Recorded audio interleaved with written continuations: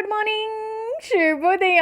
ಇವತ್ತಿನ ನುಡಿಮುತ್ತು ಏನಪ್ಪ ಅಂತ ಅಂದರೆ, ಹೀಗೆ ಓದಿದಂತಹ ಅಂಶ ನಿಮ್ಮೊಟ್ಟಿಗೆ ಶೇರ್ ಮಾಡ್ಕೊಳ್ಳೋಣ ಅಂತ. ತುಂಬ ಸುಂದರವಾಗಿದೆ, ಪೂರ್ತಿ ಓದಿ, ನಿಮಗೂ ಸಹ ಇದು ಉಪಯೋಗಕ್ಕೆ ಬರ್ಬೋದು. ನಾವು ಒಬ್ಬ ವ್ಯಕ್ತಿಯನ್ನು ಮನಸಾರೆ ಪ್ರೀತಿಸ್ತೀವಿ, ತುಂಬ ಪ್ರೀತಿಸ್ತೀವಿ. ಆ ವ್ಯಕ್ತಿ ಬಗ್ಗೆ ಅತಿಯಾಗಿ ಕಾಳಜಿ ತೋರಿಸ್ತೀವಿ. ನಮ್ಮ ಪ್ರಕಾರ ನಾವು ತೋರಿಸೋ ಕಾಳಜಿ ಏನಿದೆ ಅದು ಪ್ರೀತಿ. ಹಾಗಾಗಿ ಅತಿಯಾಗಿ ತೋರಿಸ್ತೀವಿ. ಅದರಿಂದ ಏನಾಗುತ್ತೆ ಅಂದರೆ ಸಾಕಷ್ಟು ಬಾರಿ ಕಿರಿಕಿರಿ ಉಂಟಾಗುತ್ತೆ ಆ ವ್ಯಕ್ತಿಗೆ, ಹಾಗೂ ಪ್ರತಿನಿತ್ಯ ನಿಮ್ಮೊಟ್ಟಿಗೆ ಜಗಳ ಕಾಯ್ತಾರೆ. ನಮಗೆ ಅನಿಸುತ್ತೆ, ಅಯ್ಯೋ ನಾನು ಆ ವ್ಯಕ್ತಿನ ಅಷ್ಟೊಂದು ಪ್ರೀತಿಸ್ತೀನಿ, ಆದರೆ ಆ ವ್ಯಕ್ತಿ ನನ್ನ ಪ್ರೀತಿಯನ್ನು ಕಿರಿಕಿರಿ ಅಂದ್ಕೊತಾರಲ್ಲ, ಅಥವಾ ಹಠ ಮಾಡ್ತಾರಲ್ಲ, ಯಾಕೆ ಹೀಗಾಗ್ತಾ ಇದೆ, ನನ್ನಿಂದ ಏನು ತಪ್ಪಾಗ್ತಾ ಇದೆ, ನಾನು ಸರಿ ಇಲ್ವಾ, ಹೀಗ ಅಂತ ಮತ್ತಷ್ಟು ಮಗದಷ್ಟು ಜಗಳ ಆಗೋದಕ್ಕೆ ಶುರುವಾಗತ್ತೆ.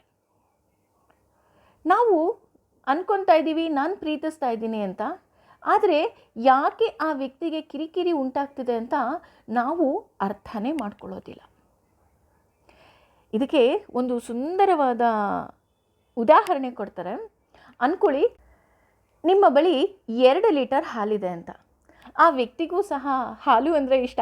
ಹಾಗಾಗಿ ನೀವೇನು ಅನ್ಕೊತೀರಾ, ಅಷ್ಟು ಹಾಲನ್ನು ಆ ವ್ಯಕ್ತಿಗೆ ಕೊಡಬೇಕು ಅನ್ನುವಂತಹ ಆಸೆ ನಿಮಗಿರುತ್ತೆ ಅಲ್ವಾ? ನಾವೆಲ್ಲರೂ ಮಾಡೋದಾಗೇ, ಯಾರಿಗಾದರೂ ಪ್ರೀತಿಸಿದ್ರೆ ಸಂಪೂರ್ಣವಾಗಿ ಪ್ರೀತಿಸಬೇಕು ಅನ್ನುವಂತಹ ಮನೋಭಾವ ನಮ್ಮದು. ಆದರೆ ಆ ವ್ಯಕ್ತಿಯ ಬಳಿ ನೀವು ಹಾಕುವಂತಹ ಹಾಲನ್ನು ಹಾಕಿಸಿಕೊಳ್ಳೋದಕ್ಕೆ ಪಾತ್ರೆನೇ ಇಲ್ಲ. ಆ ವ್ಯಕ್ತಿ ಹತ್ರ ಪುಟಾಣಿ ಒಂದು ಬೋಲಿದೆ ಅಷ್ಟೇ. ಆ ಬೋಲ್ ಎಷ್ಟು ಹಿಡಿಯುತ್ತಪ್ಪ ಅಂದರೆ ಒಂದು 200 ml ಹಾಲು ಹಿಡಿಬೋದು ಅಷ್ಟೇ. ಆ ವ್ಯಕ್ತಿ ಬೋಲ್ನ ತೊಗೊಂಬರ್ತಾರೆ, ನೀವು ಹಾಲು ಹಾಕೋದಿಕ್ಕೆ ಶುರು ಮಾಡ್ತೀರ. 200 ml ತುಂಬೋವರೆಗೂ ಆ ವ್ಯಕ್ತಿಯೂ ಸಹ ಸುಮ್ಮನಿರ್ತಾರೆ. ಆದರೆ 200 ml ಆದಮೇಲೂ ಸಹ ನೀವೇನಾದರೂ ಹಾಲು ಹಾಕಲಿಕ್ಕೆ ಹೋದರೆ ಏನಾಗುತ್ತೆ ಅಂದರೆ, ಹಾಲು ಚೆಲ್ಲೋದಕ್ಕೆ ಶುರು ಆಗುತ್ತೆ.